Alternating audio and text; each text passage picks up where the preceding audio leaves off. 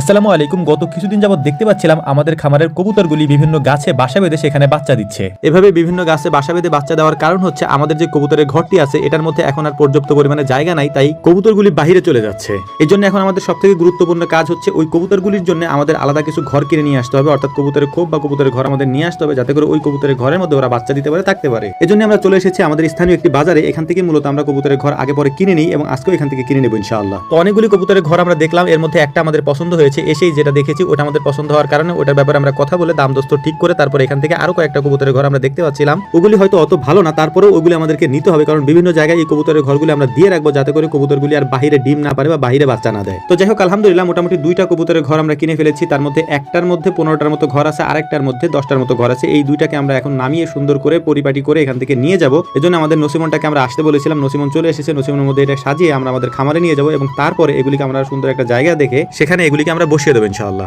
একটা বিষয় খুবই দুশ্চিন্তা, সেটা হচ্ছে যে কবুতরগুলি গাছের মধ্যে বাসা বেঁধে বাচ্চা ফুটিয়েছে ওই কবুতরগুলি এখানে আসবে কিনা। তবে আমরা আশাবাদী যে সেই কবুতরগুলি এখানে আসবে ইনশাআল্লাহ, কারণ অনেকগুলি কবুতর এরকম নারকেল গাছে তারপর বিভিন্ন গাছে বাসা বেঁধে আছে। আমি অনেকদিন খেয়াল করতে পারিনি, যে কারণে এটা দেখতে পারিনি। হঠাৎ করে দেখলাম যে গাছেই বাসা বেঁধে ওরা বাচ্চা দিচ্ছে। এই কারণেই মূলত হচ্ছে ওদের জন্য এই ঘরগুলি আমাদের ইমিডিয়েটলি নিয়ে যেতে হচ্ছে, যাতে করে এটার মধ্যে ওরা বাচ্চা দেয় বা এটার মধ্যে থাকে। এখন এটার মধ্যে ঢুকবে কিনা এটা নিয়ে অনেক কনফিউশনের মধ্যে আছি। আলহামদুলিল্লাহ মোটামুটি আমাদের দুইটা কবুতরের ঘরই আমরা আমাদের নসিমনের মধ্যে সাজিয়ে নিয়েছি এবং সুন্দর করে বেঁধে তারপর এটার মধ্যে বসে আমরা এখন চলে যাবো আমাদের খামারের দিকে। খামারে গিয়ে বাকি কাজগুলি আমরা করার চেষ্টা করবো ইনশাআল্লাহ। এই কাজগুলি আমাদেরকে আজকে দিনের মধ্যেই করতে হবে। এর কারণ হচ্ছে যেহেতু এখন বৃষ্টির সিজন, তাই বৃষ্টির মধ্যে কবুতরগুলি বাইরে থাকলে হয়তো অনেক সমস্যা হতে পারে। এই কারণে আমরা আজকে দিনের মধ্যে এই কাজগুলি করবো ইনশাআল্লাহ। কবুতরের ঘরগুলি বাড়িতে নামিয়ে রেখে আমাদের এখন প্রধান যে কাজ, সে কাজটি হচ্ছে যে আমাদের কিছু বাঁশ কেটে নিয়ে আসতে হবে, যাতে করে এই কবুতরের ঘরগুলি ওই বাঁশের মাচার উপরে আমরা রাখতে পারি। কারণ নিচু জায়গায় রাখলে আমাদের এখানে যেহেতু বিড়াল আছে, বিড়ালে অনেক সর্বনাশ করে ফেলে। আপনারা জানেন, আমরা ভিডিওতে সেটা দেখিয়েছি অনেকবার। এই কারণে একটু উঁচু জায়গায় আমরা এই কবুতরের ঘরগুলিকে দিয়ে থাকি। এই জন্য মূলত আমাদের বাঁশের প্রয়োজন হবে। বাঁশ কাটার জন্য আমরা বাঁশ চোপে চলে এসেছি।